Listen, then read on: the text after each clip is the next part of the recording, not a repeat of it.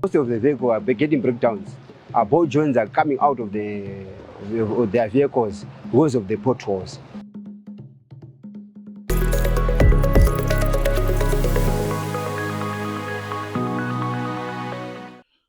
Saribonani, Dumelang, hello, Makadini. Welcome to This and That with Brian Skaligang. I hope today we'll be able to talk about something that has been burning in my mind since I made the journey to Africa, to Zimbabwe, to Bulawayo specifically.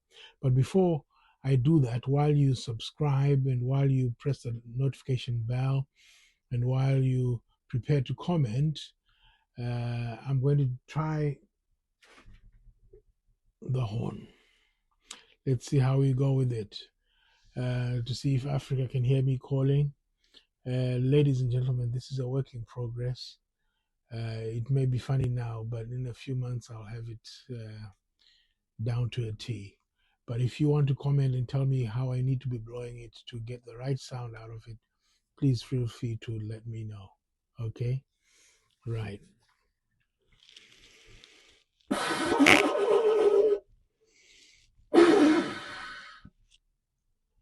Still very difficult. Very difficult. But we'll get there in the end, I'm sure of it.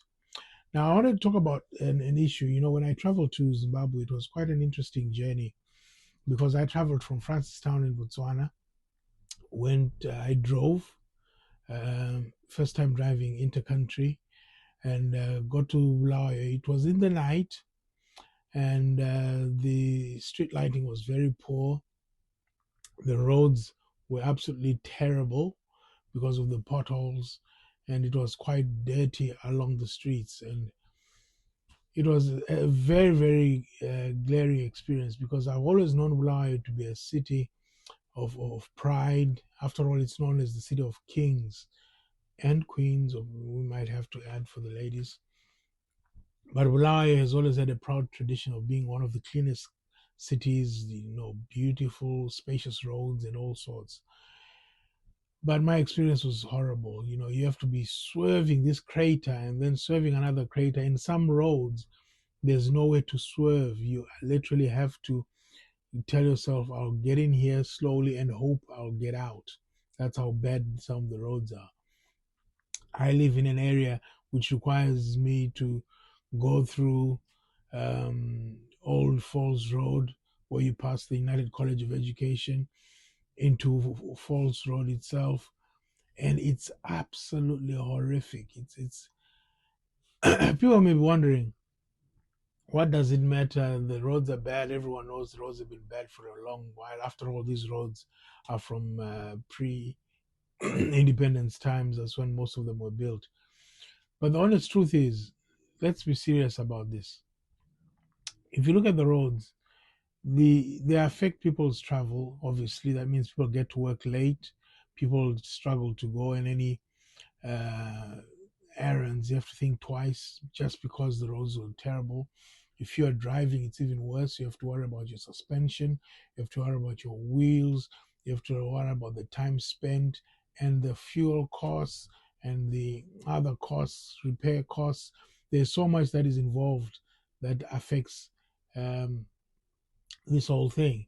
And I found it very, very disheartening in a city that is supposed to be a city full of passion, a city that is supposed to exude, you know, the royalty in a sense.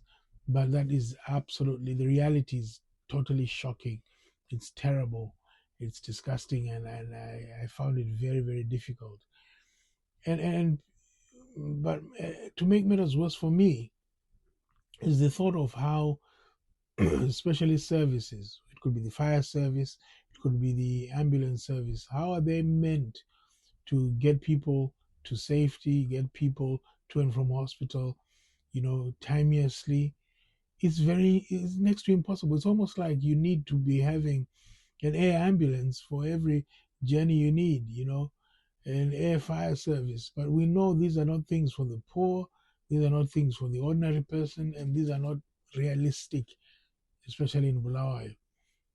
And so my question though is not so much as in the roads are bad, because I'm told that in Harare some of the roads are terrible in Zimbabwe and in other cities and other towns.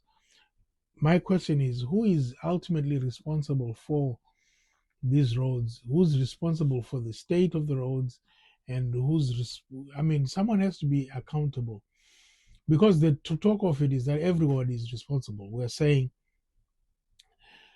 public transport is responsible. They use the roads the most, and they have to keep rerouting all over the place. So they have a stake in it. That means, public transport is virtually classed within the private sector. Private sector benefits a lot from people's movement, the traffic, and so they are responsible, or they should be involved in the solution. And then you've got central government in Harare. And of course, the accusation has always been they are very partisan in how they deal with these matters. They try to look at the cities that have um, their own candidates, or their own party affiliates running the cities, and then that's where they are able to do a budget allocation. But I think it's a non-partisan thing. It's a non-tribal thing. This goes beyond. These are about priorities, and I think central government has a responsibility there to prioritize some of these roads. And some people wonder, why should central government prioritize? Bulawayo is an economic hub. It's meant to be the industrial city, and it can still get back to those because it's got the space, it's got it's got the workforce, but with poor transport network, what can you expect? Things are not going to work the way they should, and people are not going to invest, because why should people invest? But of course, that's something else that we can talk about in a bit. But also important is local government. Very responsible. It's their job to maintain local roads, to maintain local infrastructure. And what is said, of course, is that there is talk that they ask central government for so much money, and central government only provides them very little. So a lot of money is not being um, used up within the network. And of course, the money is collected. I mean, if you go to Bulawayo, as soon as you park your car, someone is at your window wanting you to pay for parking space. And it's very little money when you look at the grand scheme of things. So one cannot say we rely on that money to repair the infrastructure. But I think the local government needs to prioritize that, and they need to be very loud about it, and consistently loud about it. Because when I was in Bulawayo, not once did I hear on the news, on social media, or on any sort of media, anybody complaining about the roads. People have accepted this situation. It's normal. That's how it's just how it is. All they all talk about is that, oh, the mayor has a company that fixes roads. Perhaps he's trying to get a tender for himself, but that's a story for another day, perhaps. But these are the problems that we encounter when you look at Bulawayo. But also, the issue is private citizens, the normal person. They have a responsibility. But how can they be responsible? What are they supposed to do in this whole grand scheme of things? They need to be talking. They need to be holding their leadership to account, both at local level and at national level. There is too much apathy where people are accepting things that are abnormal as normal, and that's just how it is. It was terrible. You think to yourself, how can someone invest in Bulawayo, or in a city with poor road network? How can tourism be boosted? Because if tourists cannot move safely and adequately and swiftly between points, why would they tour? That's why they'd rather fly in. Some from Botswana, some from South Africa, some from Zambia. They will just fly into Victoria Falls and out, and spend very little in the city, but still capture, oh, we've seen the falls. But I think we need to be harnessing all this potential by saying we've got good roads, we've got good food, we've got good um, accommodation, and all these things. It's so critical and so important. and it's time that we prioritize these things. And a lot of people will be saying, but you are attacking the country, you're making the country look bad. The country is looking bad because we are not prioritizing and we're not loud enough in terms of trying to repair all these things. Because ultimately, somebody has to be held to account. Yes, responsibility. Some will say if everyone is responsible, then nobody is accountable. But the fact of the matter is, it's a national crisis. For me, it's a state of emergency. The roads are just not good enough. I mean, you just taking the Falls Road, one of the most important roads in the country, because you've got lorries moving on there, you've got tourists who are supposed to be moving on there, and what are they supposed to do? Should we be saying a movement should be confined to the rich and not to the ordinary people? It's just not good enough. Something has to change. Someone has to do something, and I am hoping that by the time I get back to Bulawayo, the priorities would have changed. Because I know water is an issue in Bulawayo, let's be fair, but the roads for me are equally important, because without a better system, people will continue to struggle to move goods, to move property, to move things around, to move human humans around. It becomes very difficult.